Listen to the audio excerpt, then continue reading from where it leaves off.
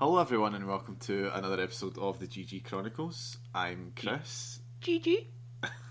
And that was Mr. Yeah, that was me, Iainski. On Xbox Live, Iainski, and Twitter, Iainski. Copyrighted. Yeah, so first off, just before we get into this week's kind of topic, just want to say once again thanks to everyone that took the time to listen to the last week's episode. There was a couple of good wee comments and stuff like that, so that was really cool. And as always, just share and let your friends know and everything like that, and just hit us up with any kind of feedback or anything that you have. But anyway, as for this week's episodes, we're going to be kind of concentrating on The Last of Us. It's a Last of Us special. Last of Us special, yeah. That's how I've tagged it. Yeah. So with other wee bits added on. Yeah, we'll probably cover, I think, mainly going to be The Last of Us, but we're also going to cover the GTA 5 trailer, just because it feels like there's quite a lot in that, so there's some talking points there. But before we go any further, this is going to be kind of covering full spoilers in The Last of Us. So yep. So if you've not even if you're still playing it and not completed it, don't listen to all this, because we're just going to tell everybody everything about the game and what we thought. I mean, we feel like it's probably been long enough since launch that the hardcore will have played through it. But if you haven't finished it, or if you're still thinking about getting it, I would definitely save this for later, and once you've finished it, come back and listen to it and see if your opinions kind of match up. Okay. Because it's definitely not the kind of game that's best. It's best playing it for yourself rather than have someone spoil it. No, definitely. I definitely wanted to go in without anything, knowing hardly anything about the game, and I did, and I'm glad I did. So that's your spoiler zone. That's your spoiler alert. Yeah. So get out of here if you've not played it. Yeah. But come back, please. Yeah. So Ian, I'll let you kind of start. Do you want me to kick it off? Yeah. I mean, where do you want to start with it? Well, I mean, you were saying earlier that hearing about Last of Us, you hadn't really heard much about it right up until launch. It came out of nowhere for you. I think I'd heard the name. I'd heard people talking about The Last of Us, but I didn't really kind of click as to what it was. I didn't read up about it, and I missed some of the game shows that were showing it off, and I could just kind of stayed away because my PlayStation broke at the time. So I was like, I don't want to get excited about any PlayStation games because I know I won't be able to play them. But I think it was like a month before it was due to come out. I seen a write up for it, and then I heard you and Graham talking about it, and it got me kind of interested and excited. So I looked it up, and then I realised, I might need to get this. Actually, sorry. On that subject, Graham isn't here. I didn't even mention why Graham wasn't here. Graham isn't here this week because he unfortunately had to work, and also he is one of those people who actually hasn't finished Last of Us yet. No. So he won't even be listening. Probably, yeah, he won't even listen to this. So we can. So you can just make fun of him. Yeah, it isn't actually Last of Us special. We're just going to slag Graham for the whole show.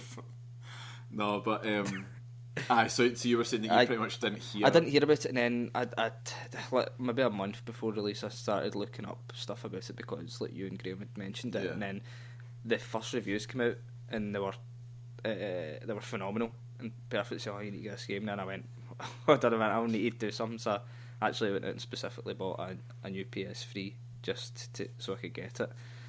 I was meaning to get one anyway, but that was a good excuse to kind of take the plunge and get a new PS3. Yeah, see, I was quite surprised with the reviews. I mean, having played it now, I would absolutely agree with the majority of them, but it was getting some insanely, like Edge was giving it like a 10 and stuff like that, which really just doesn't actually happen at all. But Naughty Dog have got a good kind of history. They got a good track record with their previous games, like the Uncharted series. What else did they do? Anything else? Jack and Daxter. I didn't play that as much. Personal favourite. I know you loved it. But they've went back even further than that. They've got quite a large back catalogue. So, but I mean, when you kind of played Last of Us, what was was there anything that's kind of stood out for you from the get go before we start actually talking about the story and stuff like that? Was there anything that really? Are you talking like overall kind of atmosphere, feel, or kind of? Yeah, because it's one of those things like to categorise it. It's quite because some people have been saying it's like survival horror, but I wouldn't really say it's that much of a horror game. But No, there's an element of resource management, and it is about survival and stuff. So it's just and I wouldn't really say it's an action adventure. I don't know, is it? It's kind of I would say it's kind of in between. It covers a lot of action adventure and survival horror, but definitely it's the kind of the best incarnation of survival horror in a long time, probably since like your earlier Resident Evils and Silent Hills, but not as it's nowhere near as scary. Not as scary as Silent Hills, but it's there are moments in it where it is genuinely frightening, and I think part of that comes from the resources, not the feeling that you've only got 7 bullets and there's like 5 guys or whatever or something like that. So it definitely makes it more intense, and you're constantly, well, not constantly, quite a lot of the time you're on kind of the edge of your seat, not knowing if you're going to, what if I kind of run into a room full of baddies, I've only got like 4 bullets for my pistol, what am I going to do? I mean, I think probably one of the biggest things for me was visually, it looked incredible. It's one of the best looking games I've ever seen. At the start, it was, and obviously this is, like we said, full spoilers. I'm scared that somebody's listening to this and they're going to spoil it. But at the start, when you're playing as Sarah, Joel's daughter, the main character's Joel, and Sarah's daughter, you get to play her, and it's just like it was like the little details, and I think that's actually true for the vast majority of the game. There's a lot of little details that go into it. Like when she walks into the room and she sees a news report on the TV and she sees the explosion in the distance. I thought that was really cool. On the TV at the and then time. she's walking past the window and there's a police car driving past, and it's just, I like the idea of like feeling like there's a lot going on around you, and you get that gets escalated as that segment goes on, when they get into town and all this crazy stuff's happening. And it just looked incredible, I thought. And then obviously once you get into kind of 20 years in the future, it some of the environments you come across looks even better. Incredible. It gets better and better with that post-apocalyptic world. And it's quite diverse as well, because it kind of goes through seasons. It covers all. I think it almost covers a year. So you kind of see different seasons and different environments, and it almost makes you feel like you're travelling like to completely different lands, even though you're not really. You're covering a relatively small area. But yeah, I mean, talking about the story, obviously we're saying at the start there, everything was when it kind of first looked amazing, and playing as Sarah. I mean, the real talking point about it has been it's one of the kind of most emotional games I think that a lot of people have actually ever played. I mean, would you agree with that? I mean, I remember reading that one of the developers was saying that somebody actually burst out crying while playing the game. So that's not even a cutscene. That's like cutscenes are obviously tailored in a way that they can try and make you feel an emotion. But in gameplay, you're the one that's in control, so it's quite rare for somebody to burst out crying. I mean, I could take a guess at where that might be, but I mean, did you feel that you were? I was emotional, definitely, but I never really felt on the verge of tears. There was maybe 1 or 2 points during the game where you really feel the game done so well at connecting you with the characters, and it does make you feel for the characters like it does in a film. Definitely. So it's, I don't know what more to say. It just connects you really well. I didn't cry at all, but definitely felt sadness, and it's not often you feel that way with games. Yeah, it's quite rare, and a lot of the time when they do try it, it's very forced. Whereas I think one of the great things, and we're going to talk about a bit more about the relationship between Joel and Ellie, but one of the great things about it is it felt quite natural. Definitely. It didn't feel like they were forcing the two of them together and you were forced to care about her. It felt like you just naturally did care about her. The more it progressed, definitely, and that's just the more attached you got. That's just how well written it is. So, I mean, I think that is, that's one of the best things about it. And you were obviously saying about the, about being attached to the characters and stuff like that, and it's one of those things as well that I think because of that, it kind of almost bridges a gap between. Because there's always this argument of games as art, and a lot of people will say no, games won't be classed as an art form, but they absolutely are. And I think that something like that, I mean, it's far better writing than you see in a lot of these big Hollywood movies. Definitely, the writing was stellar. It was practically there wasn't much weakness about the writing at all. I mean, it was solid. It wasn't cheesy or hammy at all. Like you're harking back to your Resident Evil games where it was uber cheese, but that's probably suited the type of game then. But it's just, the game writing has come along so well, especially with Naughty Dog. You can tell with their Uncharted games are try to bring a kind of movie scale to the games, and you see sometimes that doesn't work, but they do it. So they're the masters at it. They're just so good at it. I look forward to each game they bring out. I think it's generally because gamers kind of demand a bit more now. Yeah, I think there's higher standards been set every couple of months and that's year. Well, that is a good thing. I mean, I think most games in the future now will probably be compared to games like Last of Us. I mean, I don't for a second think The Last of Us is the absolute be all and end all of computer games. I think that there are. I mean, I wouldn't class it as my favourite game of all time or anything like that. I would say it's one of my favourite games of this generation. Possibly my all-time favourite PS3 game, maybe. It was definitely up there. Possibly. I can't think of it. I'm probably forgetting something that I love. Well, Metal Gear Solid 4, so but I don't Metal think Gear Solid 4, Hideo Kojima's just ridiculous needs for hour-long cutscenes just ruined that game for me. The game, see when you were playing the game, it was absolutely brilliant. But it's the cutscenes that... You know, I'm going to have a quick game of Metal Gear. No, you're not. You're going to sit for an hour and a half and watch this video. And no, definitely not. Which is a shame because the game played brilliantly. It did. But I mean, talking about obviously the way that it was written and stuff like that, we were hearing, like, one of the comments that we got, I think from one of your mates, Peter McFarlane, yes, was saying that, you know, that he was commenting basically on how well written the kind of story was. And one of the things that he said, which I found quite interesting, was that him and his wife he would obviously play it, and his wife would sit and watch and play and enjoy. And I think that's really good, because that's essentially it's getting to another audience again, those who necessarily aren't necessarily gamers, and are there purely for the story, which I think is brilliant. Again, it's a testament to how well written it is. Yeah. That someone who doesn't really care about games would happily sit and watch that. Watch it being played by somebody else. It's not often you can do that. Sometimes watching people play can get tedious. Yeah. I mean, so kind of moving on a wee bit now, what with regards to the story itself and the characters, I mean, how well... I mean, obviously it's completely centred around Joel and Ellie, and some people are saying... I remember reading a review that was quite almost a bad review. It was saying it was quite... Bad compared to the perfect reviews it was getting? Yeah, but it was saying it was... because a lot of people were trying to put out there that Ellie was the main character. You play as Joel, but Ellie's the main character, is what people were trying to say. That's what the game's but there was one review that I'd read, and to be fair, it was one review, and it was maybe just try to do it to get hits or whatever, but it was kind of saying that it's all about Joel. It's a guy's game. It's a guy going around killing other guys, people, yeah. And it... I mean, I think that's quite a really basic way of looking at it. I don't agree with that at all. No. But I mean, how do you feel, about Joel and Ellie? How do you feel those characters were created? Like, how well did they kind of stand up for you? Brilliant. Because when you start out, obviously you start the game playing as Joel's daughter, and when reading up about your game, you didn't expect that. So you're like, all right, what's happening here? And then that progresses on, and she kicks a bucket. Boom, bullet.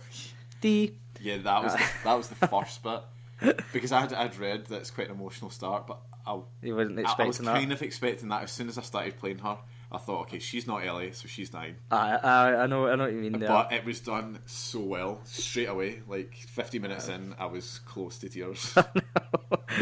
I know what you mean there. And then it jumps 20 years forward in time. And Joel's he's not on his own, he's got a friend, but obviously his daughter isn't there, he's got no family, his brother you've seen in the kind of opening sequence, but he's not in, 20 years forward, he's not there, so you obviously start wondering where's he, and then you've got this friend Tess, but then it kind of progresses quite quickly to him kind of tagging along with this Ellie, because they've got to look after her, take her to another point to the... basically she gets kind of... They're looking for a kind of weapons stash. They're looking for a weapons stash. And then they basically get presented with one of the members of the Fireflies. Aye. And like, obviously they say we'll double your stash if you actually take Ellie to the Fireflies, and you don't really know why she's so special. But then obviously as time goes on, you find out that she's actually been bitten. Well, she's not necessarily been bitten; she's been infected one way or another. I think it was a bite on her arm. That was a bite on her arm. I know it was on her arm, but I wasn't sure if it was a bite or something. No, it was. She was bitten, and then she'd been bitten 3 weeks prior to when you meet up with her, and then generally the infection takes. It says 1 to 2 days. It says maximum. Yeah. So they didn't. She's obviously something kind of special, and she wasn't showing any signs of actually turning. Mm-hmm. So obviously they wanted to try and use her to kind of make some sort of cure.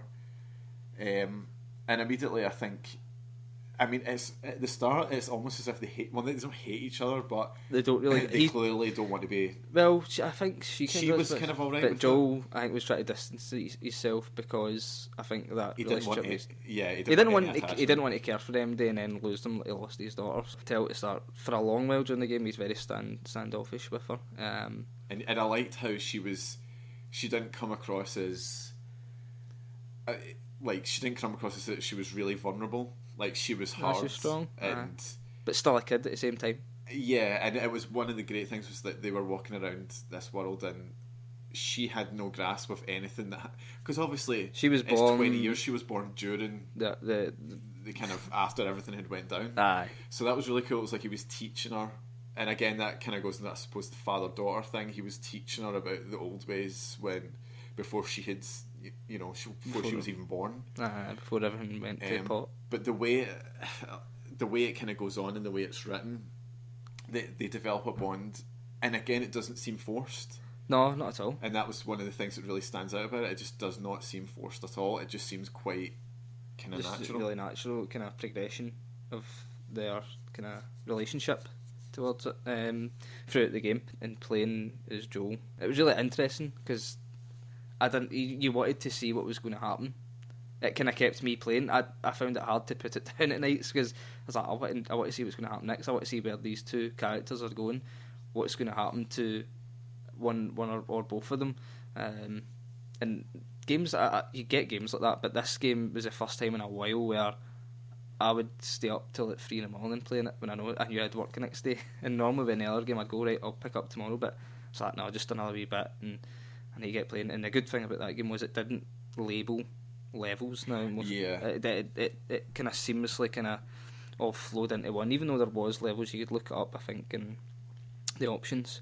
There was kind of chapters, but it didn't come up and say chapter 1, chapter 2. So you kind of get lost in the game.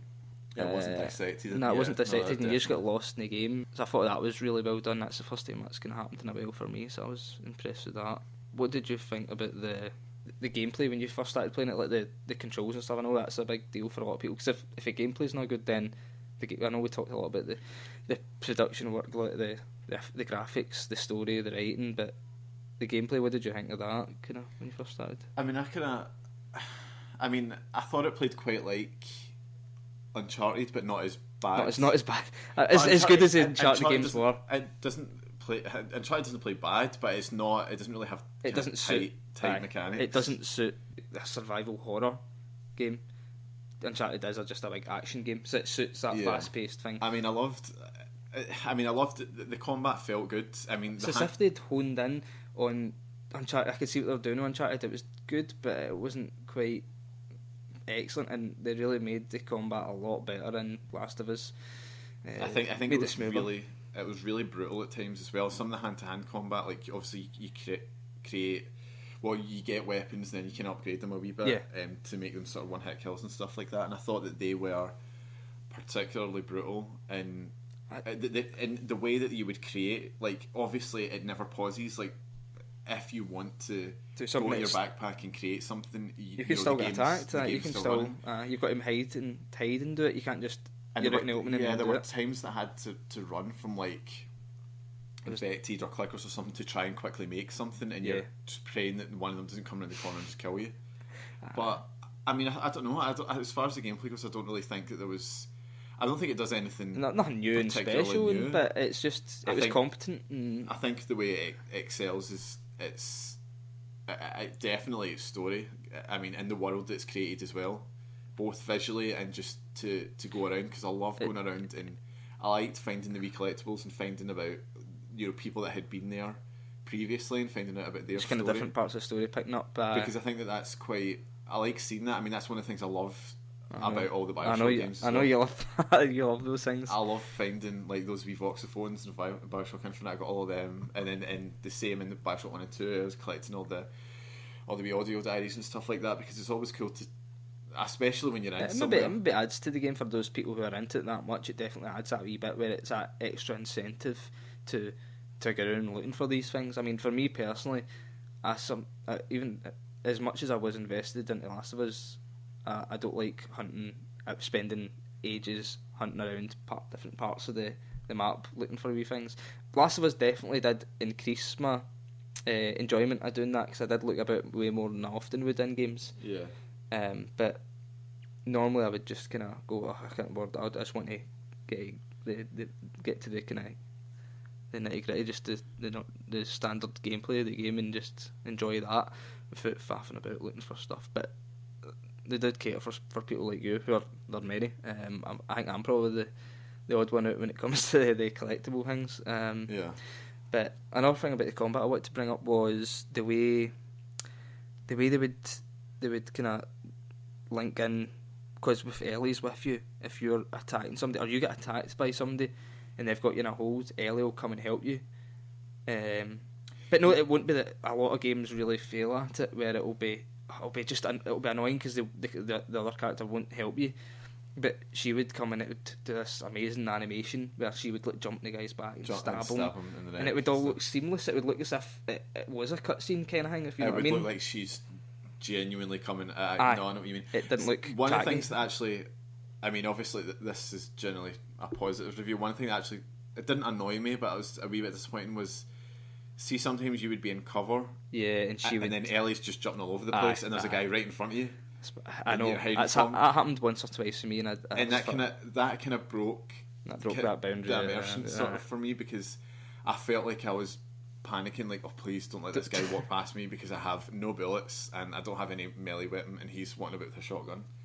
You know, but then she's dancing around in front of him, and I'm thinking it's just really annoying. I know. I thought, I don't know how hard that is for kind of the technical game people. I don't know if it was just they tried their best, and it's just it happens. It's one of those things that there is no game out there that's absolutely perfect. So, it's just it doesn't detract from the game.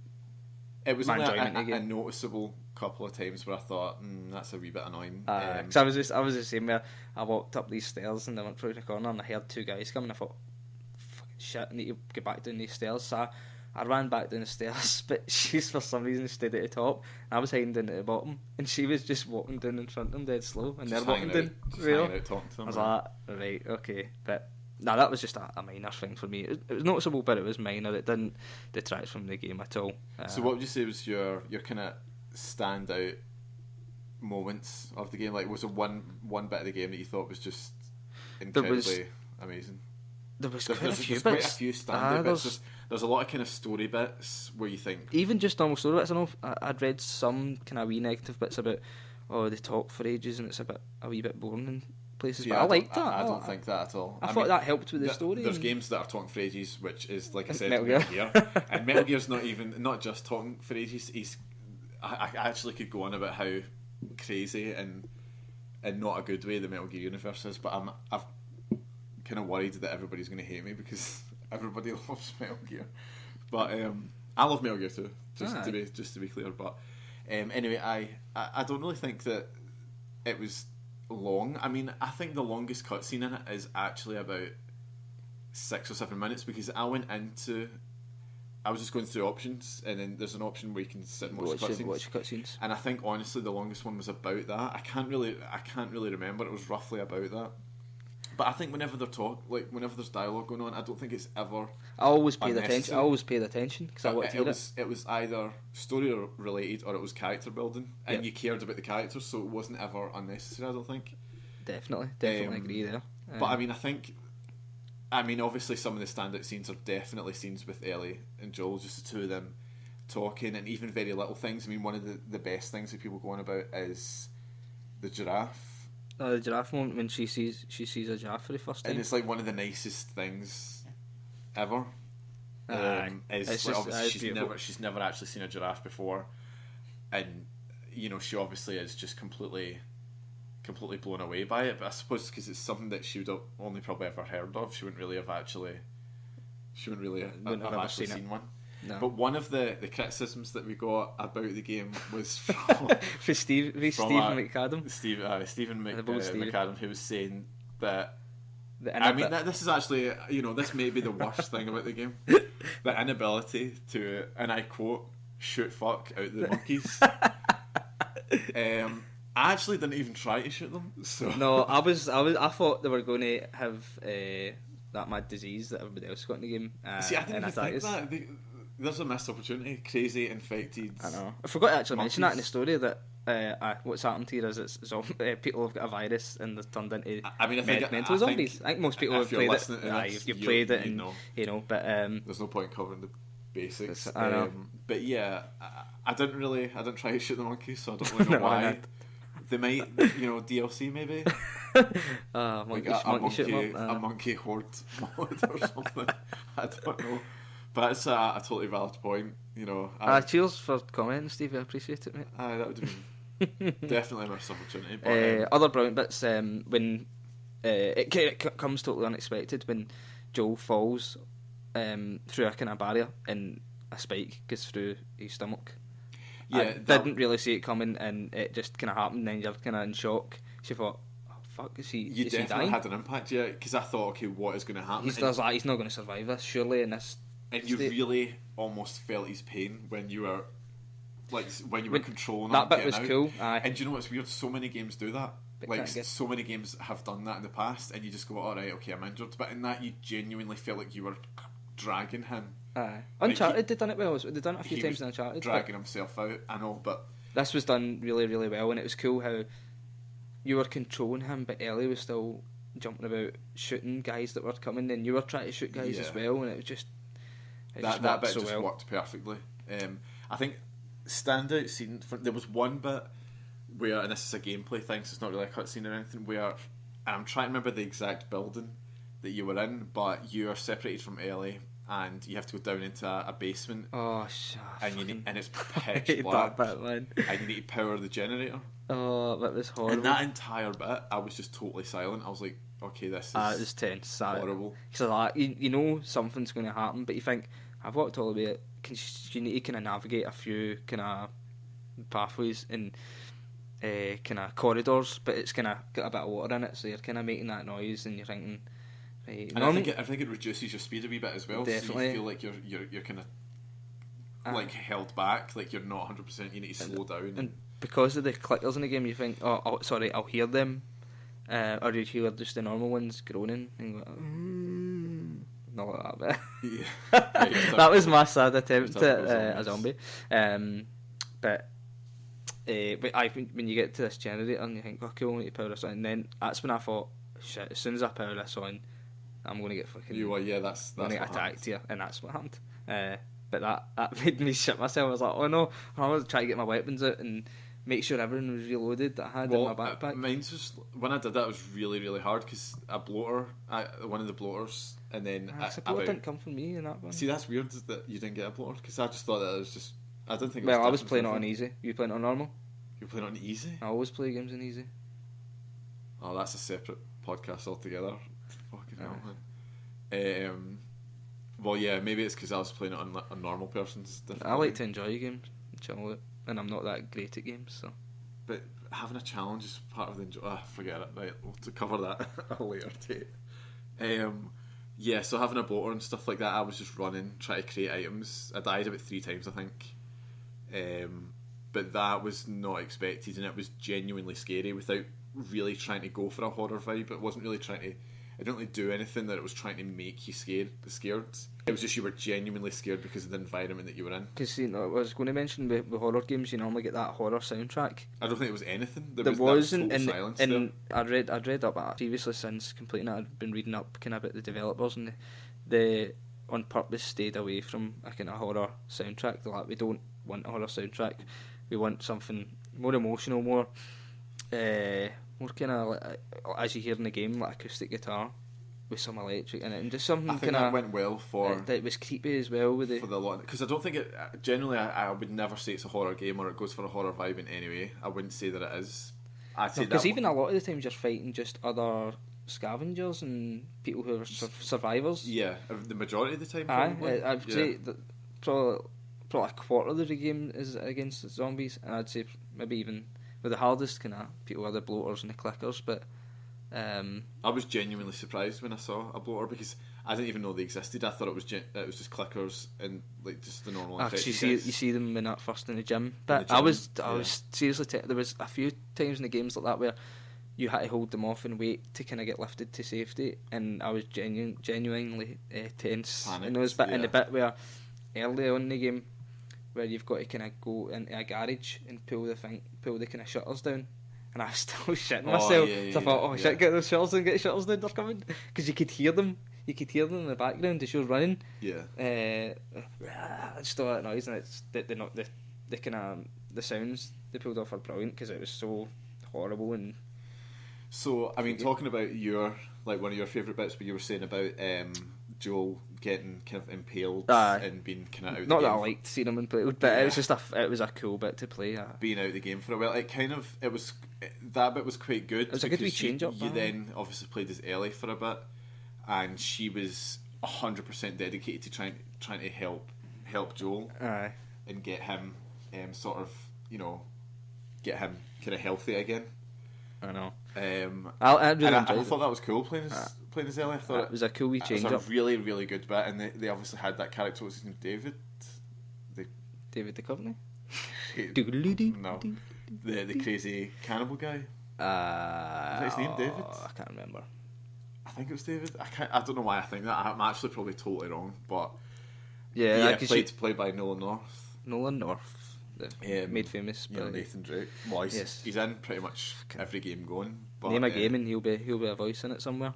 But I thought that was a really good kind of change, and obviously it was great for the story because obviously Ellie then gets captured by him, and then Joel has to come and rescue her, and that bit was really brilliant, and that was one of the best because it doesn't really have boss fights.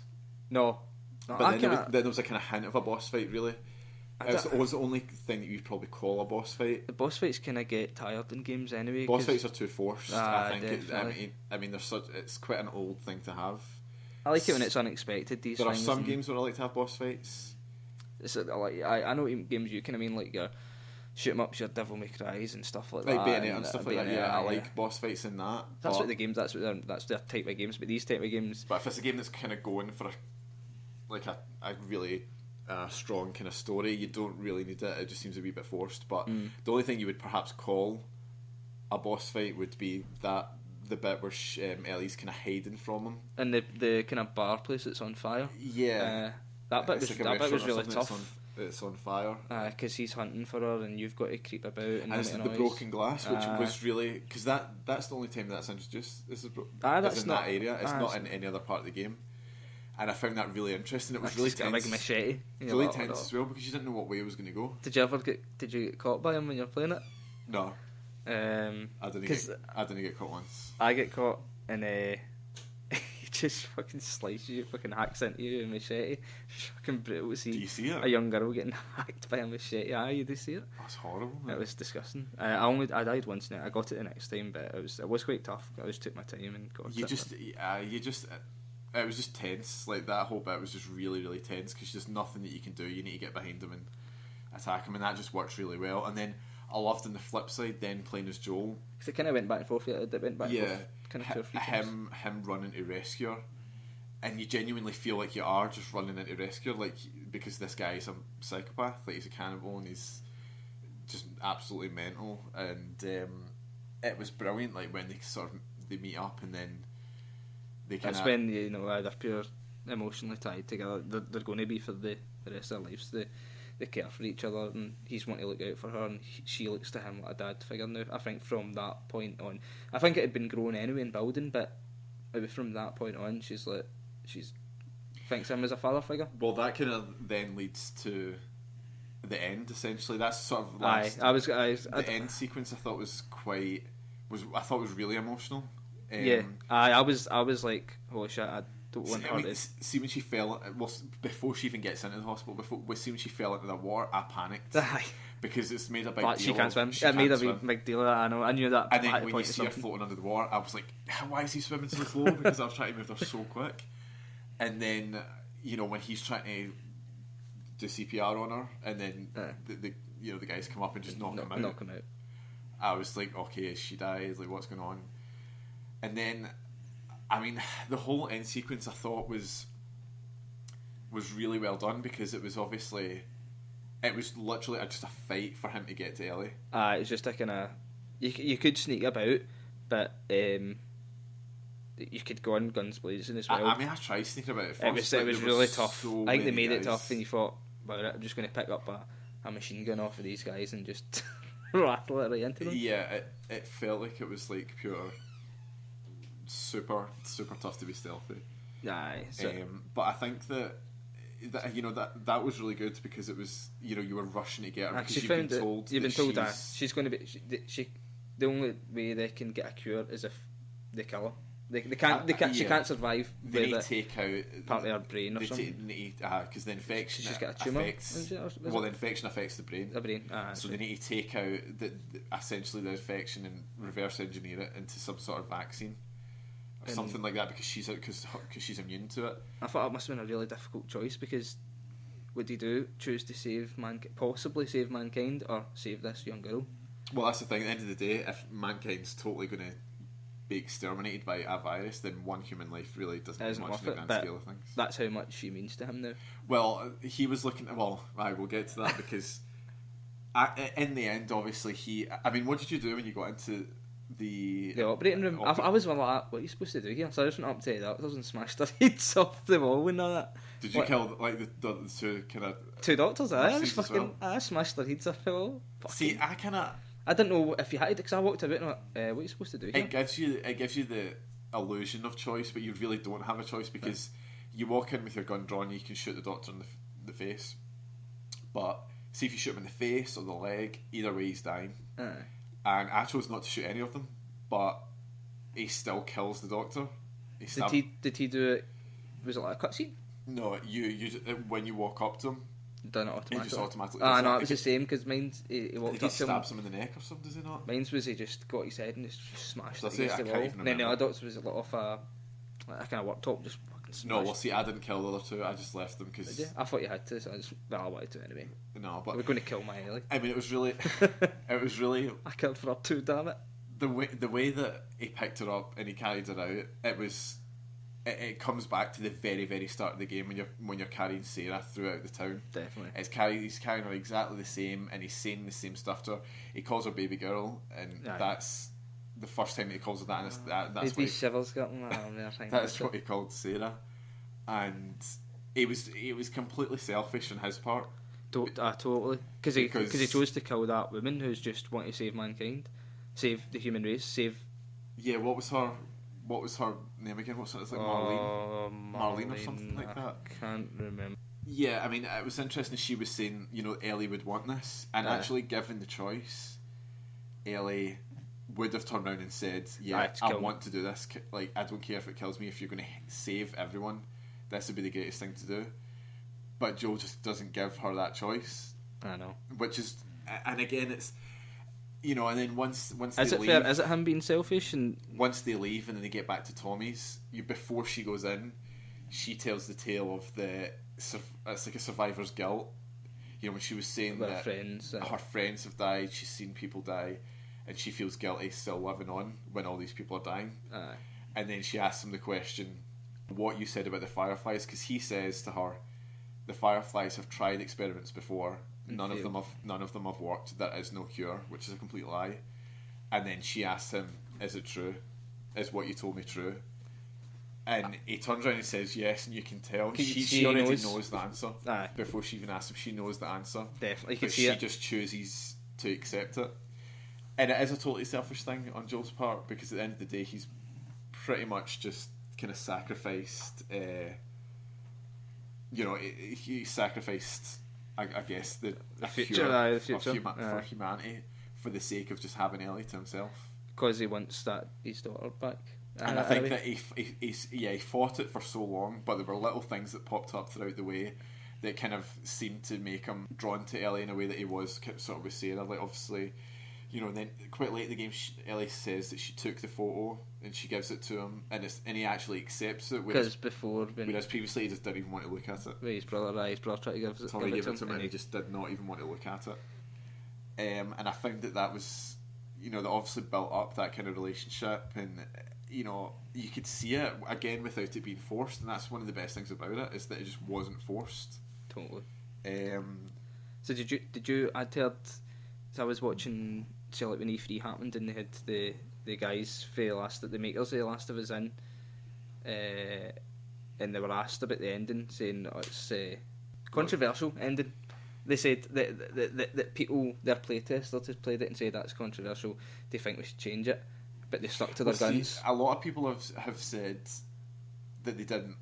It wasn't a good ending. Aye, and not that it wasn't a good ending. It just wasn't a nice ending.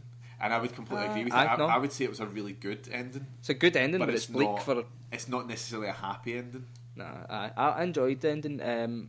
Even if I did feel it, I said to I think Steve at the time, who'd made the monkey comment.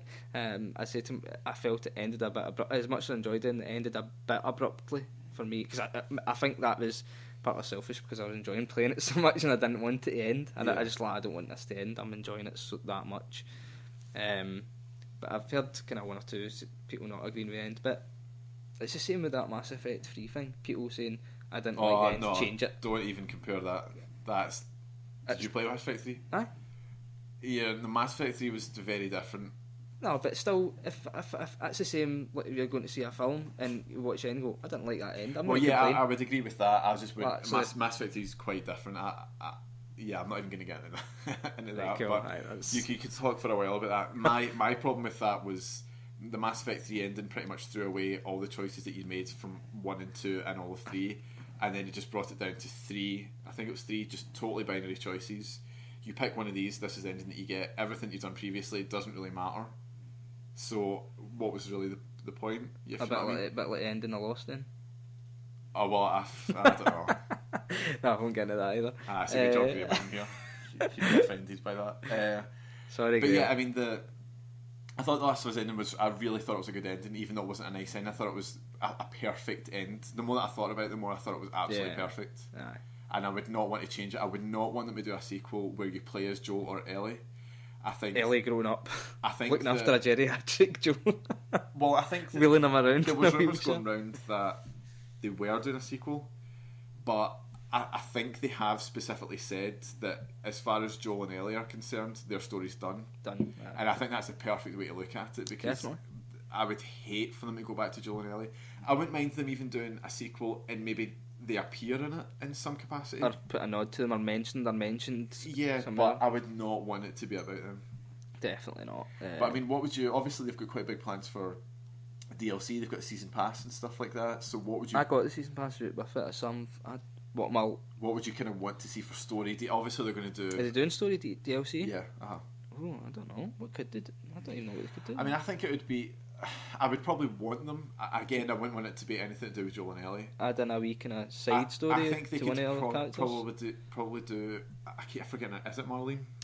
Tess is the one. Tess is the the main Tess one. The one who had Ellie originally. No, that wasn't Tess. Tess. No, I know, but I was just trying to think of the one who had Ellie.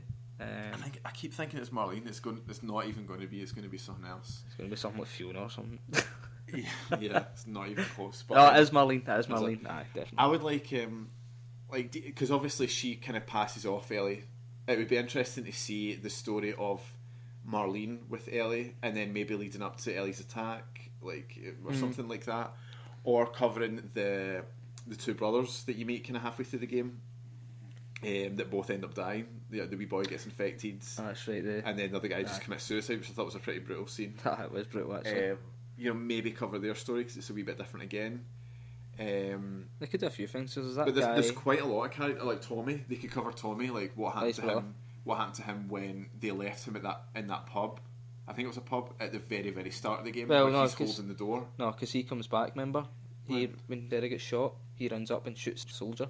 because the soldier was going to shoot Joel, because Joel was lying on the ground. Oh, right, shot, okay, yeah. And he runs up and shoots the soldier, but then it just doesn't say what happens. Right, It just okay, he picks up. Oh, okay, we'll go from there then. Aye. Right, essentially, it could cover Or maybe a bit after that, just... Yeah, like how he came about the kind of, what is it, a hydro plant or whatever that they're at. So they could do something like that. His wife, even. Aye, something like that But would be cool. I mean, I can't even think, is there anything else you can even think about The Last of Us that we've not even said? Just the multiplayer, touching the multiplayer. I mean, the multiplayer I thought was... I mean, I actually think the multiplayer is brilliant. I've enjoyed it. I've not played lots of it, but what I've played, it was hard to get used to. But once I started playing it with you the other night, I started to really enjoy it. And I started doing well, and I want to play a wee bit more of it because I think it's really. I've played it quite a lot with Martin, like one of my mates who's like it's really good to play with people. Yeah, not on your because it's one of these games that you can't play like Call of Duty. You can't just run in and start shooting everyone. It's a team game. You need to take it really slow, and I think that's what really separates it, and it keeps a lot of the single player mechanics in there. Like you still crafting items, and you still are totally not paused when you are creating items. So that snoring is actually a dog that's lying. That's not a dog. Us. So, apologies for that. She's just probably bored of us talking.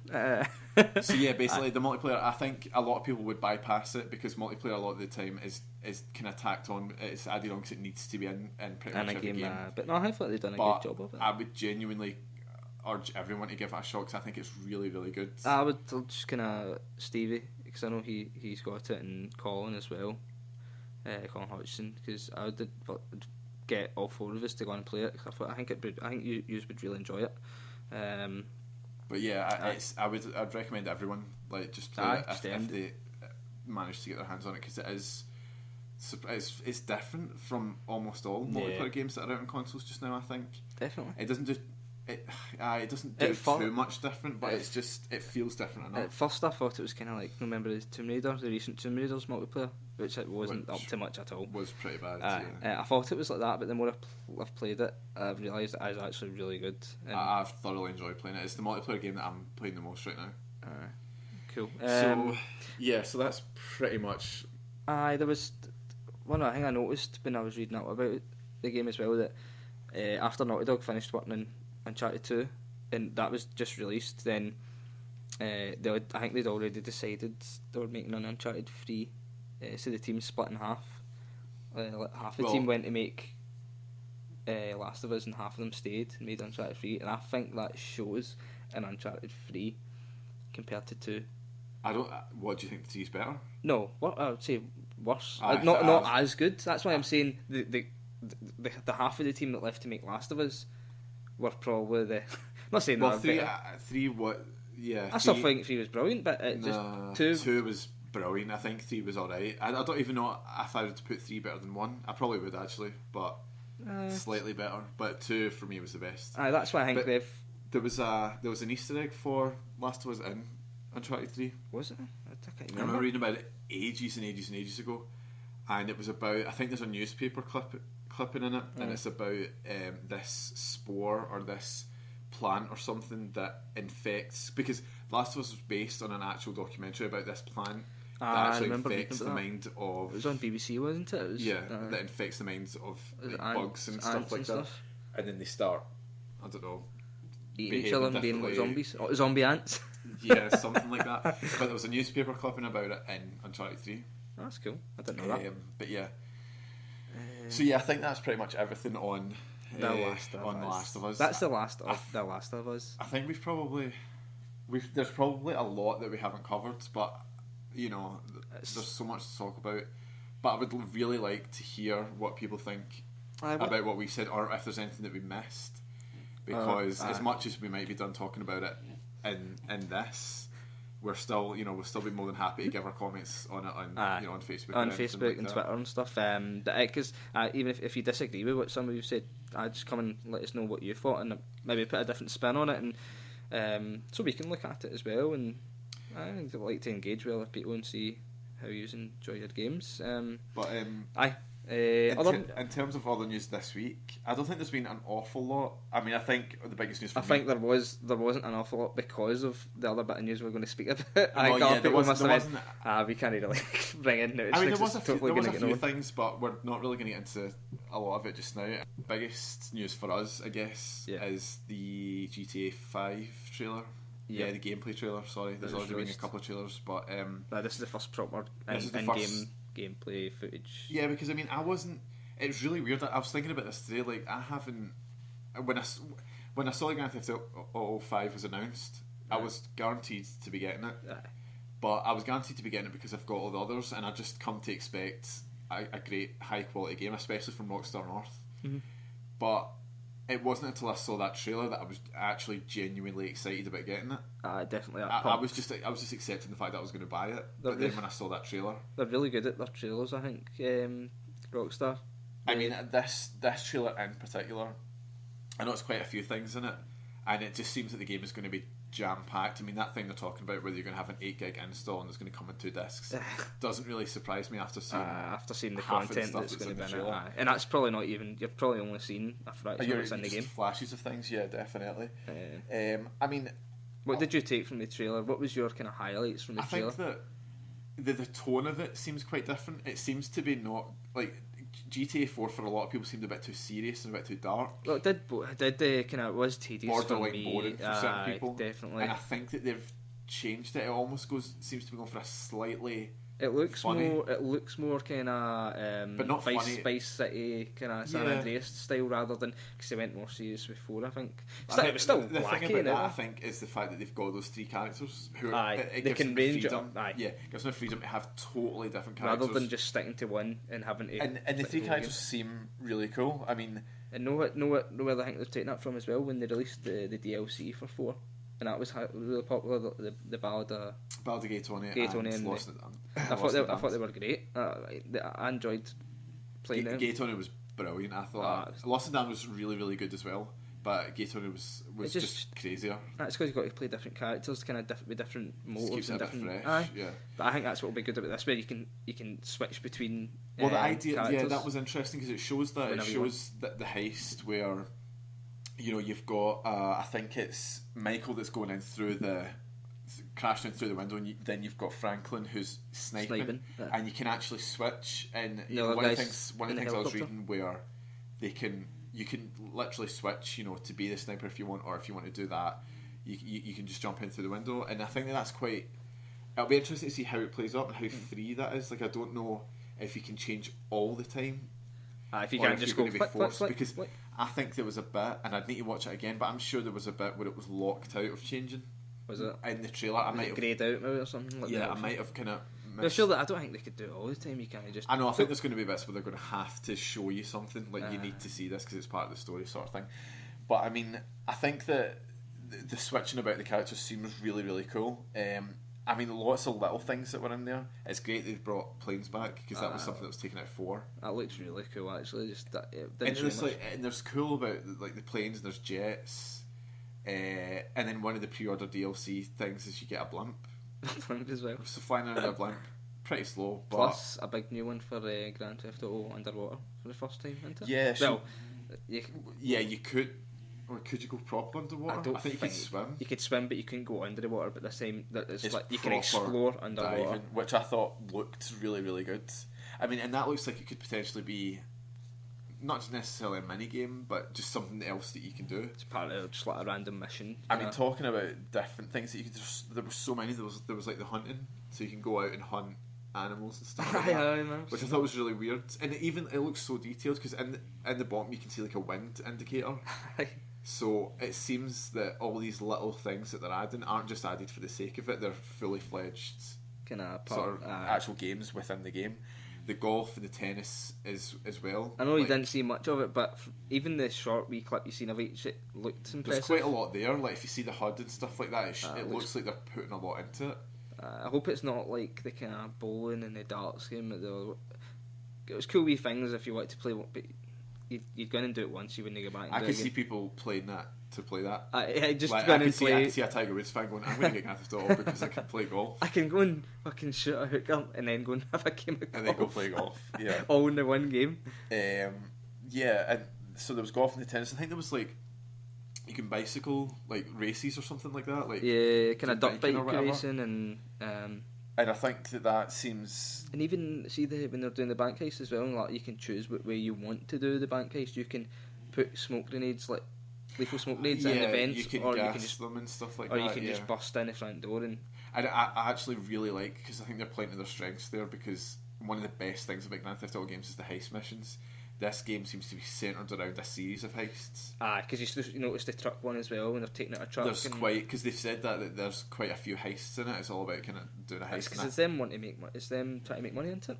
Well, that's the weird thing about the characters. They're all very different, so you'll need to kind of learn their motives. I think. I mean, I think it's essentially you've got Michael, who is he's a family man. He's kind of well off, you know. He's got his family. He's essentially the guy who won Grand Theft Auto. Like, if you completed a Grand Theft Auto game, he's the guy that's made it to the top. You know, he's loaded. He's had his life of crime, and he's now settling down with his family. It suggests from the trailers that he's perhaps grown a bit bored. And he just wants to get in for the adrenaline. Possibly other reasons. And then you've got Franklin, who is your typical Grand Theft Auto character. Kind of like San Andreas character, kind of TJ. Yeah. That's the vibe I got. Definitely. So he's the guy that you know your typical Grand Theft Auto character who's wanting to make it big. You know, and he's trying to get a name for himself and stuff like that. Get out the hood and into the big one. And then you have Trevor, who looks like a nutcase. Is basically a psychopath, and then the new trailer has a severed foot in his Trying toilet. to flush a foot. It reminds me of one of the guys from, was it Kane and Lynch? Oh yeah, I don't know can't why. remember one of the names. One of them. The baldy one with the. Well, not baldy. It just seems long hair, totally beard. crazy. Aye. And I love how at the bit when they were switching in between the characters, like you can just see what other characters are doing, and you switch to him, and he's got a 5-star wanted level, and he's been chased by loads of police. I thought that was brilliant. Aye, and there was other bits as well where it was showing you maps and stuff like that. You can choose who's coming on missions with you and all that. Yeah, you like hire a team. And stuff for the heist, which I think is brilliant. It looks really detailed and stuff. And then one of the things they were saying as well, what they showed was the combat, and see when they showed the actual like the shoot mechanics, it looked so much like Max Payne 3. Hopefully, the shoot mechanics in Max Payne 3 were brilliant. Compared to and I think that they've definitely. It seems like it's exactly like Max Payne 3 hopefully, in that regard. because Grand Theft Auto's always been let down by its shooting. I thought it's one of the weakest parts of it. Yeah. And even though it's a big part of the game, and then we're seeing the driving has been kind of hugely improved as well. See that bit? Did you see that bit where they're driving down like a motorway or something? and he's weird. I mean, I don't know who was playing that, but that was. They're really lucky, whoever it was. I couldn't believe that. I thought that can't be real. But I think that I don't really know what else there was. There was very little things that I noticed. Like, you know how I've seen this to you earlier. Actually, I noticed it when I was going through the trailer looking for stuff.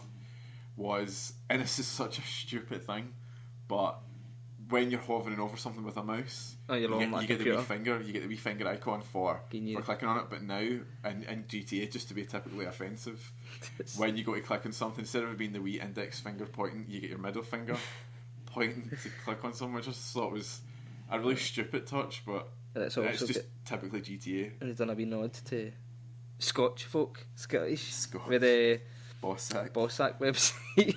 Instead of, was it NASDAQ or whatever for stock exchange stuff like that. Bossack, BAWSAK. That actually leads on to another thing. Like, you can actually make money from stocks. Putting stuff in stocks. Your retail, not retail, real estate, and I find that quite. It sounds as if it's so much in it. Again. And then you think, can you manipulate stocks? Like, you could, like. I mean, that's cool. You're maybe an idea. You could go into that. Certain companies, like, they put money in their stock and then do something. Do an insurance claim in it. I don't know what you could do. I hope it's optional, a lot of these things, because a lot of it sounds really detailed, and some folk like myself, sometimes I don't get that deep into games. Some people do, but I like to just have fun playing other games a lot of the time, and especially games like that. So I hope it's kind of optional, some of the stuff. And if you want to do it, you can do it, and it might help you out, but you don't need to do it. That's coming a lot more into games recently, where they give you the decision if you want to go stealth or you want to go all out and stuff like that. You can do it both ways. So I think that the only other thing was the very, very brief glimpse that you got of multiplayer, which was insane. And there was a couple of things that I noticed. One was the obvious one, you see like a jet flying, and it was and there was so many people there as well. I mean, there must have been close to about 20 people there. Because you seen the names kind of above them. So many of them.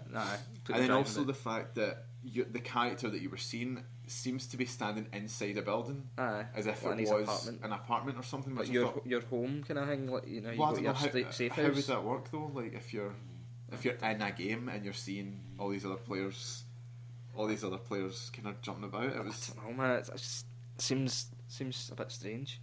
But I mean, I'm sure they'll do a multiplayer kind of focus trailer. I think they said we'll be revealing more about the multiplayer soon. So when's it out? 17th of September?